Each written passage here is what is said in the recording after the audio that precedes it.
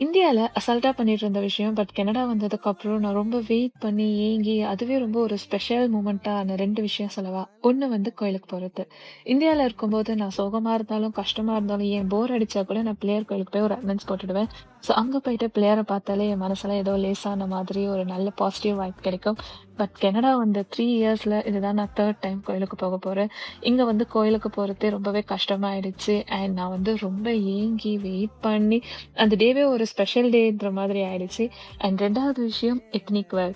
ஊர்ல இருக்கும்போது நம்ம எத்னிக் வேர் தான் எப்பவுமே ரெகுலரா போட்டுட்டு சுத்திட்டு இருப்போம். பட் கனடா வந்ததுக்கப்புறம் எப்படா சுடிதார் போடலாம், எப்படா குர்தீஸ் போட்டுட்டு வெளிய போலான்ற மாதிரி நான் ஏங்க ஆரம்பிச்சுட்டேன். ஸோ இன்னைக்கு அந்த குர்தீஸ் எல்லாம் போட்டுட்டு, அதுக்கேத்துற மாதிரி மேக்கப் பண்ணிட்டு, ஜுவல்ஸ் போட்டுட்டு, பொட்டெல்லாம் வச்சுட்டு பார்க்கும்போது, பரவாயில்லையே அழகா இருக்க நீன்ற மாதிரி ஒரு ஃபீல் கனடா எனக்கு சொல்லிக் கொடுத்த நெறைய லெசன்ஸ்ல ஒரு லெசன், என்னைக்கா இருந்தாலும் நம்ம ஊரு மாதிரி எங்க போனாலும் வராதுன்றது தான்.